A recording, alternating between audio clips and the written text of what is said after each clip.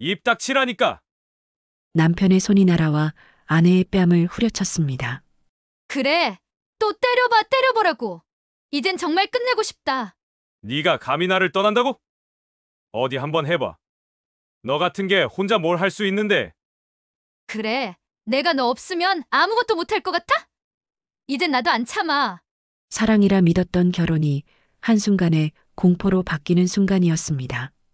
연애할 때는 잘 몰랐습니다.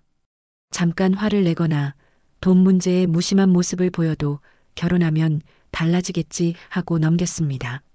하지만 결혼 뒤에야 알았습니다. 그게 다 본성이 드러나는 신호였다는 걸요.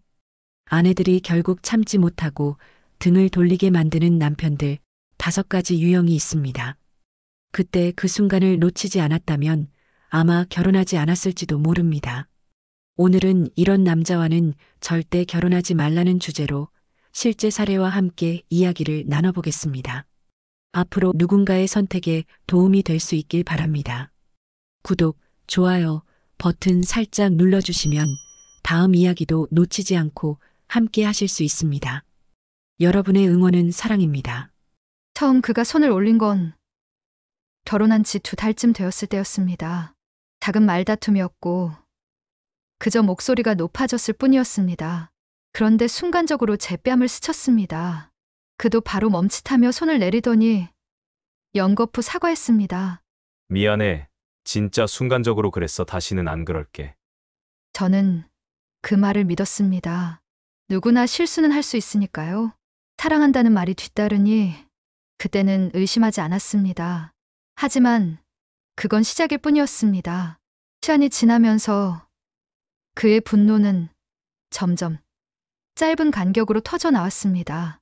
퇴근이 늦으면, 청소가 덜 되어 있으면, 심지어 밥이 식었다는 이유만으로도 목소리는 날카로워졌습니다. 넌 도대체 하는 게 뭐야? 집에서 하루 종일 뭐 했어? 그 말에 저는 억울함이 치밀었지만 반박하는 순간 불길이 번질 걸 알았습니다. 가끔은 숟가락이 식탁 위에 쾅 소리를 내며 부딪혔습니다. 그때마다 가슴이 철렁 내려앉았습니다. 결혼 전에도 잠깐씩 화를 내던 모습은 있었습니다. 하지만 저는 대수롭지 않게 넘겼습니다. 결혼하면 달라지겠지. 책임감이 생기면 나아지겠지. 그렇게 믿었던 게 제 잘못이었습니다. 결혼은 그를 바꾸지 않았습니다. 오히려 가면을 벗게 했습니다. 폭력은 처음에는 뺨이었지만 곧 머리채를 잡는 걸로 이어졌습니다. 말이 길어지면 그는 제 머리카락을 움켜쥐며 고개를 억지로 돌렸습니다. 내 말 들을 때까지 고개 숙이고 있어. 치욕스러웠습니다. 그 순간 저는 아내가 아니라 인질 같았습니다. 그럼에도 불구하고 저는 아이가 있다는 이유로, 경제적으로 자립하지 못했다는 이유로 조금만 더 참아보자며 스스로를 달랬습니다. 하지만 폭력은 기다려주지 않았습니다. 어느 날은 술에 취해 들어오더니 왜 전화를 받지 않았냐고 다그쳤습니다. 저는 2번이나 전화를 받았고 3번째는 샤워 중이라 못 받았을 뿐이었습니다. 그 설명이 끝나기도 전에 그의 손이 제 뺨을 내리쳤습니다. 변명하지 마. 순간적으로 몸이 돌아갔고 귓가가 울렸습니다. 바닥에 놓인 컵이 쓰러지며 물이 쏟아졌습니다. 저는 그 자리에 얼어붙은 채 눈물이 왈칵 쏟아졌습니다. 그래, 또 때려봐. 때려보라고. 이젠 정말 끝내고 싶다. 저도 모르게 그런 말이 터져 나왔습니다. 그는 웃으며 머리채를 잡아 흔들었습니다. 네가 감히 나를 떠난다고? 어디 한번 해봐. 너 같은 게 혼자 뭘 할 수 있는데. 저는 그의 손을 뿌리치며 이를 악물었습니다. 그래, 내가 당신 없으면 아무것도 못할 줄 알지? 잘 봐. 오늘이 마지막이니까. 그날 이후 저는 결심했습니다. 그와는 더 이상 함께할 수 없다는 거요. 멍든 뺨이 거울에 비칠 때마다 제 안에서 어떤 끈이 끊어져 갔습니다. 사랑이라는 이름으로 붙들었던 건 이미 오래전에 무너졌고 남은 건 두려움과 모멸뿐이었습니다. 폭력은 한 번으로 끝나지 않습니다. 그것은 습관이자 지배수단입니다. 말로 시작해 손으로 이어지고 결국은 상대의 삶 전체를 삼켜버립니다. 이제는 확실히 말할 수 있습니다. 폭력은 절대 바뀌지 않습니다. 그 신호를 보고도 외면한다면 그 다음은 끝없는 지옥일 뿐입니다. 여러분, 혹시 주변에서 이런 징후를 보신 적이 있으신가요? 연애 때 잠깐씩이라도 손찌검을 하거나 말로 모멸을 주는 사람이 있었다면 절대 결혼해서는 안 됩니다. 저는 너무 늦게 깨달았습니다. 하지만 누군가는 제 이야기를 듣고 같은 길을 가지 않기를 바랍니다. 그리고 또 다른 지옥이 있었습니다. 눈에 보이는 상처보다 더 무서운 건 돈 앞에서 무너지는 자존심이었습니다. 처음에는 일을 꾸준히 하는 줄 알았습니다. 하지만 그는 일자리를 오래 버티지 못했고 월급날만 되면 술자리와 쓸데없는데 돈을 탕진했습니다. 결혼 초반 그는 회사에 다니고 있었습니다. 중소기업이었지만 그래도 매달 월급은 들어왔습니다. 저는 그걸 믿고 가정을 꾸렸습니다. 그런데 몇 달이 지나자 그는 불쑥 이런 말을 꺼냈습니다. 사람들이랑 안 맞아. 일이 너무 힘들어. 그냥 그만두려고. 저는 당황했습니다. 당신, 지금 그만두면 어떡해? 우리 생활은 어떻게 하고? 그는 담배 연기를 뿜으며 대수롭지 않게 말했습니다. 잠깐 쉬었다가 다른 데 알아보면 되지. 당신도 일하잖아. 그 한마디에 제 마음이 철렁 내려앉았습니다. 그때부터였습니다. 그는 몇 달 다니다가 그만두고 며칠 다니다가 또 그만두는 걸 반복했습니다. 생활비는 점점 제 몫이 되었습니다. 저는 직장 일을 마치고 돌아오면 계산기를 두드리며 한숨을 내쉬었습니다. 월세, 공과금, 생활비, 어디서부터 막아야 할지 막막했습니다. 그런데 그는 그런 제 사정을 아는지 모르는지 집에 들어와서는 태연히 물었습니다. 오늘 저녁 뭐야? 국은 있어? 저는 쏟아낼 말이 목구멍까지 올라왔지만 꾹 삼켰습니다. 그는 늘 그랬습니다. 돈 얘기를 꺼내면 얼굴이 굳고 오히려 화를 냈습니다. 너는 돈 얘기만 하면 사람이 참 못되게 변하더라. 내가 못 벌어와서 창피하냐? 그럼 내가 죽어라 돈 벌어오면 그때 웃을 거야? 저는 대답 대신 고개를 떨궜습니다. 하지만 속으로는 울분이 치밀었습니다. 돈 얘기만 하면 왜 화를 내는 걸까? 가장으로서의 책임을 묻는 게 잘못인가? 그러던 어느 날 그는 집에 들어오자마자 눈을 반짝이며 말했습니다. 이번에 진짜 기회가 왔어. 친구가 사업 하나 같이 하자는데 대박 날 거야. 우리도 이제 부자 되는 거지? 저는 지친 얼굴로 되물었습니다. 사업? 당신 지금 일도 못 버티면서 무슨 사업이야? 돈은 어디서 나서? 그는 뻔뻔하게 대답했습니다. 조금만 빌리면 돼. 투자라는 건 원래 그런 거야. 큰 돈 벌려면 모험도 해야지. 저는 그때 처음으로 소리쳤습니다. 제발 좀 현실 좀 봐. 허황된 소리 그만해. 매번 새로운 기회라면서 결국 우리만 더 힘들어졌잖아. 그는 고개를 저으며 웃었습니다. 넌 꿈이 없어. 그래서 평생 이렇게 사는 거야. 그 말이 제 가슴을 찢었습니다. 가장이 해야 할 건 꿈을 꾸는 게 아니라 책임을 지는 건데 며칠 뒤 그는 또 다른 얘기를 꺼냈습니다. 나 이번에 주식 시작했어. 코인도 같이 하면 금방 큰 돈 돼. 친구가 많이 벌었다더라. 저는 더는 참을 수 없었습니다. 일은 안 하고 허황된 도박만 찾아다니네. 내가 밤낮 없이 당신 도박 자금 대주려고 일하는 줄 알아? 그는 오히려 목소리를 높였습니다. 그럼 평생 월급쟁이로 살란 말이야? 기회가 왔을 때 잡아야지. 네가 나를 몰라줘도 난 언젠간 크게 벌 거야. 당신은 언젠가는 그 말만 하면서 현실은 회피하고 있잖아. 책임은 안 지고 빚만 늘어나고 대체 언제 정신 차릴 거야? 어느 날 전기세가 밀려 집 불이 꺼졌습니다. 깜깜한 거실에서 촛불을 켜자 아이가 무서워 울음을 터뜨렸습니다. 그때 그는 술에 취한 채 들어와 불만을 터뜨렸습니다. 이게 뭐야? 집에서 뭐 하는데 전기까지 끊기게 만들어? 저는 참다 못해 말했습니다. 이게 나 때문이야? 당신이 일을 제대로 안 하니까 그렇지. 내가 벌어온 돈으로 다 막아내고 있는데 더는 못 버티겠어. 그는 코웃음을 쳤습니다. 네가 벌어오는 돈이 그렇게 대단한 줄 아냐? 내가 진짜 마음만 먹으면 너보다 10배는 벌어. 저는 촛불을 내려놓으며 말했습니다. 제발 그 마음 좀 먹어줘라. 맨날 말만 하고 행동은 없잖아. 가장이라면서 결국 내가 다 책임지고 있잖아. 순간 그의 얼굴이 굳더니 술기운 섞인 목소리가 거칠게 튀어나왔습니다. 네가 그렇게 잘났으면 너 혼자 살아. 나 필요 없겠네. 저는 흔들리지 않고 맞받았습니다. 그래, 차라리 혼자 사는 게 낫겠다. 당신이라는 짐을 지고 가는 것보다. 그날 밤, 저는 잠을 이루지 못했습니다. 사랑해서 결혼했는데, 이제는 더 이상 함께 사는 게 두려움이 되었습니다. 그는 남편이 아니라 또 하나의 아이 같았습니다. 일을 오래 못 버티고, 책임은 제게 떠넘기고, 그러면서도 허황된 꿈과 도박에 빠진 남자. 경제적 무책임은 단순히 돈의 문제가 아니었습니다. 그것은 존중의 부재였고 신뢰의 붕괴였습니다. 돈 때문에 힘든 건 참을 수 있습니다. 하지만 책임지지 않는 태도, 그건 절대 참을 수 없습니다. 여러분, 혹시 이런 남자를 곁에서 본 적 있으신가요?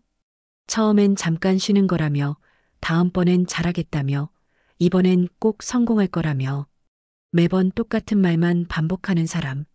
결국 그 고통은 아내가 짊어져야 합니다. 눈에 보이는 상처보다 더 무서운 건 돈 앞에서 무너지는 자존심이었습니다. 하지만 상처는 돈에서만 끝나지 않았습니다. 더 깊고 오래가는 상처는 매일같이 쌓이는 말에서 비롯되었습니다. 처음에는 장난처럼 들렸습니다. 넌 머리가 참 나쁘다. 어떻게 그런 것도 모르냐? 그는 웃으면서 말했고, 저도 억지로 웃어넘겼습니다. 하지만 그 말은 마음 한쪽에 가시처럼 박혔습니다. 점점 그 말들이 늘어갔습니다. 넌 살림도 재능이 없어. 네가 애 좀 제대로 가르쳤으면 성적이 이렇겠냐? 여자가 왜 이렇게 눈치가 없어? 처음엔 무심한 듯 던지는 말 같았지만 횟수가 쌓이자 제 마음이 점점 무너져 갔습니다. 어느 날은 밥상 앞에서 이런 말을 했습니다. 국이 왜 이렇게 싱거워? 넌 정말 하나도 제대로 하는 게 없구나. 저는 그 순간 손에 들고 있던 국자를 내려놓았습니다. 그렇게 말하지 말아줘. 나도 하루 종일 일하고 와서 힘들어. 그는 비웃듯 대꾸했습니다. 힘들다, 힘들다. 넌 맨날 핑계뿐이야. 네가 진짜 힘든 게 뭔데? 내가 보기엔 그냥 게을러서 그런 거야. 그 말에 저는 가슴이 무너졌습니다. 내가 게을러서 이렇게 된 걸까? 아니면 정말 내가 부족한 사람이라서 이렇게 사는 걸까? 그의 말 한마디가 저를 의심하게 만들었습니다. 이런 일은 끝없이 이어졌습니다. 제가 어떤 의견을 내면 그는 늘 잘라 말했습니다. 네가 뭘 알아? 조용히 해. 네가 나서서 될 일이 아니야. 친정에 다녀오겠다고 하면 그는 냉소를 던졌습니다. 또 엄마한테 가서 불평할 거냐? 넌 평생 엄마 치마폭에서 못 벗어날 여자야. 그 말들이 쌓이고 쌓여서 저는 점점 제 목소리를 잃어갔습니다. 무슨 말을 해도 틀렸다고 하고 무슨 행동을 해도 못마땅해 했습니다. 결정적인 순간은 그날 저녁이었습니다. 저는 그에게 조심스럽게 말을 꺼냈습니다. 당신, 우리 조금만 더 아꼈으면 좋겠어. 생활비가 빠듯해서 그래. 그는 숟가락을 내려놓으며 냉정하게 말했습니다. 넌 왜 그렇게 돈 타령이야? 너는 나 없으면 굶어 죽을 인간이야. 네가 번 돈으로 얼마나 버틸 수 있을 것 같아? 저는 순간 숨이 막혔습니다. 내가 당신 없으면 굶어 죽는다고? 내가 아니었으면 벌써 우리 집은 무너졌을 거야. 그는 여전히 비웃었습니다. 네가 뭘 했다고 큰 소리야. 네 인생은 내가 있으니까 굴러가는 거야. 그 말에 저는 눈물이 왈칵 쏟아졌습니다. 때린 것도 밀친 것도 아니었습니다. 하지만 그 한마디가 제 영혼을 부수는 것 같았습니다. 눈에 보이는 상처는 언젠가 아물지만 눈에 보이지 않는 말의 상처는 시간이 지나도 결코 아물지 않습니다. 무슨 말을 해도 틀렸다고 하고 무슨 행동을 해도 못마땅해 했습니다. 하지만 매일같이 듣는 모욕과 비아냥은 사람을 서서히 죽였습니다. 저는 웃는 얼굴을 잃었고 제 자신을 무가치한 존재로 느끼기 시작했습니다. 그때 깨달았습니다. 심리적 폭력은 눈에 보이는 상처보다 훨씬 오래 남는다는 것을요. 저는 결심했습니다. 더는 내 존재를 무시하는 말 속에 살지 않겠다고. 나는 누구보다도 소중한 사람이다. 여러분, 혹시 이런 경험 있으신가요? 매일 반복되는 비아냥, 무시, 모욕. 그 말들이 쌓여 어느 순간 사랑도 믿음도 사라지게 만듭니다. 폭력은 손에서만 시작되는 게 아니었습니다. 말에서도 그보다 더 깊은 상처가 남았습니다. 처음 그를 만났을 때 그는 세상에 없는 다정한 남자였습니다. 너밖에 없어. 넌 내가 평생 지켜줄게. 그 달콤한 말에 저는 의심조차 하지 않았습니다. 휴대폰을 늘 뒤집어 놓고 다니는 것도, 주말마다 연락이 두절되는 것도, 바쁜 일이 있겠지 하고 넘겼습니다. 사랑이란 게 그렇잖아요. 믿고 싶은 대로 믿어버리게 되는 것. 결혼을 하고 나서야 진짜 얼굴이 드러났습니다. 신혼 첫 달부터 이상한 전화가 걸려왔습니다. 남편분 계세요? 갚아야 할 돈이 있는데 왜 전화를 안 받는 거죠? 저는 얼어붙었습니다. 그는 아무렇지 않게 웃으며 말했습니다. 에이, 옛날에 친구 대신 보증 서준 거야. 별일 아니야. 곧 해결돼.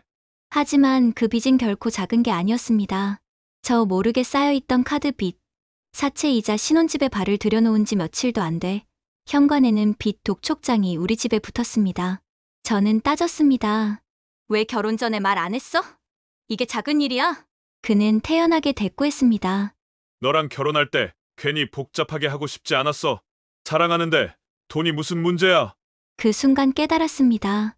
그는 돈뿐만 아니라 진실마저 가볍게 여기는 사람이었습니다.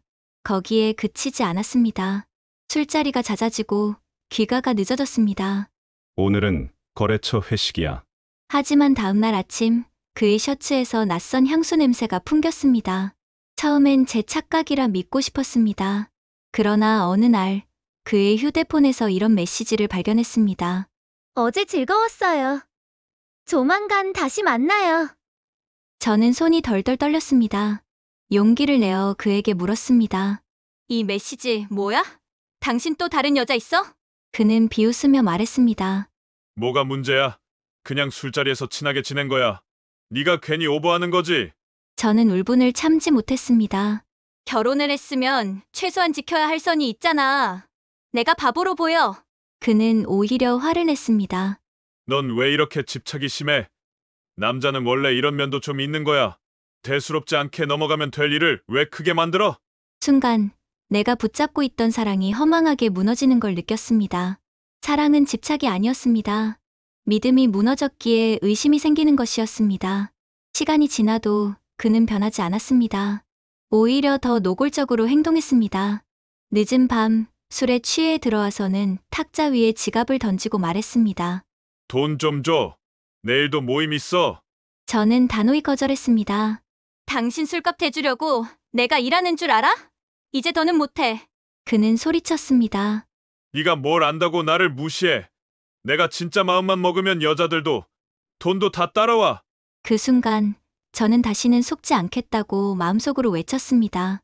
빚은 갚을 수 있습니다. 하지만 잃어버린 믿음은 절대 다시 세울 수 없습니다.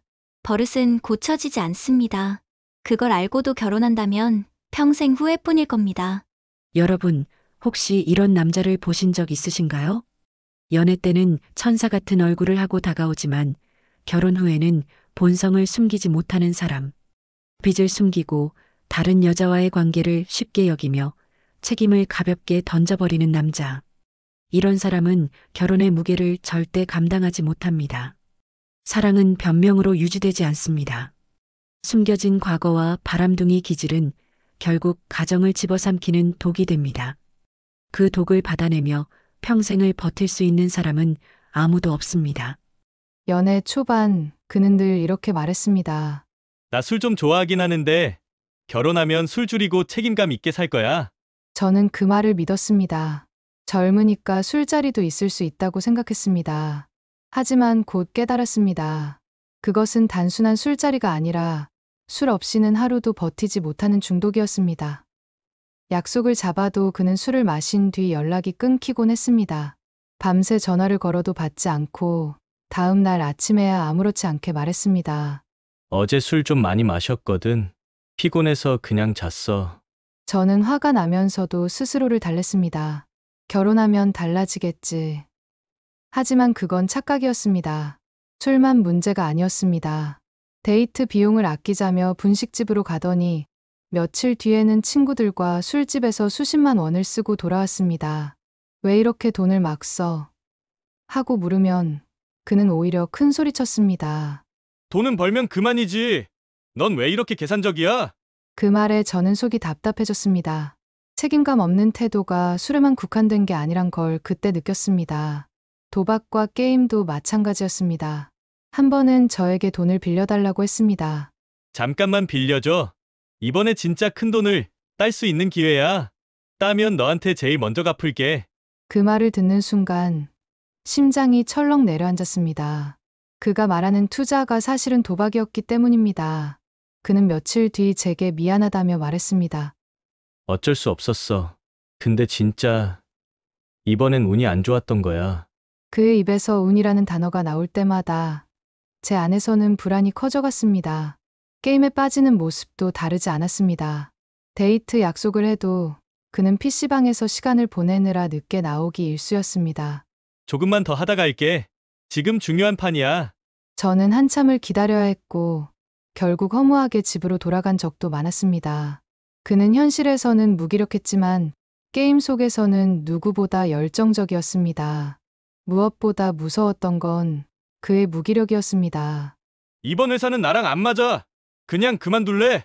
직장을 오래 다니지 못하고 새벽까지 게임에 빠져 다음 날 약속을 깨는 일이 반복되었습니다. 저는 조심스럽게 말했습니다. 앞으로 어떻게 살지 계획은 세우고 있는 거야? 그는 대수롭지 않게 웃으며 대답했습니다. 뭘 그렇게 심각하게 생각해? 살다 보면 다 되는 거지. 그 말은 저를 절망하게 만들었습니다. 결혼은 계획 없이, 책임감 없이 될 수 있는 일이 아니었습니다. 그런데 그는 술과 도박, 게임으로 자신을 방기하며 현실의 책임을 피하기만 했습니다. 결정적인 순간은 제가 크게 아팠을 때였습니다. 병원에 좀 같이 가줄래? 하고 물었을 때 그는 술에 취해 비틀거리며 대꾸했습니다. 나 술 깨면 얘기하자. 오늘은 좀 힘들다. 그 말은 제 마음에 못을 박았습니다. 제가 필요할 때 그는 없었고 술만이 그의 전부였습니다. 그때 깨달았습니다. 이 사람은 나랑 사는 게 아니라 술이랑 도박이랑 게임이랑 사는 거구나. 사랑해서 결혼한다고 해도 그 중독과 무책임은 절대 사라지지 않을 거라는 거려. 여러분, 혹시 이런 사람을 만나본 적 있으신가요? 연애 때는 결혼하면 달라질 거야 라는 희망으로 눈을 감게 됩니다. 하지만 중독은 고쳐지지 않습니다. 무책임은 더 심해집니다. 결국 아내가 짊어져야 하는 건 사랑이 아니라 그 사람의 방기와 무너짐 뿐입니다. 사랑은 서로 기대어 함께 서기 위한 것입니다. 하지만 한쪽이 스스로를 버린다면 다른 한쪽은 결국 무너질 수밖에 없습니다. 이런 남자라면 절대 결혼해서는 안 됩니다. 결혼은 인생의 반을 함께 걸어가는 선택입니다. 하지만 아무리 사랑이라는 이름으로 포장해도 바뀌지 않는 본성이 있습니다. 폭력은 단 한 번도 있어서는 안 됩니다. 시작됐다면 이미 끝내야 할 이유가 된 겁니다. 경제적 무책임도 마찬가지입니다. 사랑보다 무거운 건 빚의 짐이었고 그 짐은 결국 배우자가 짊어져야 했습니다. 말로 깎아내리고 매일같이 비난과 조롱을 쏟아내는 심리적 폭력은 눈에 보이는 상처보다 훨씬 오래 남습니다. 숨겨진 과거와 바람기 역시 그렇습니다. 신뢰를 무너뜨린 순간 그 관계는 이미 회복 불가능한 늪에 빠져버립니다. 그리고 마지막 술도박 게임 같은 중독과 자기방기는 사랑하는 사람이 평생 간호사, 보호자처럼 살아가야 한다는 것을 의미합니다. 그것은 부부가 아니라 환자와 희생자의 관계일 뿐입니다.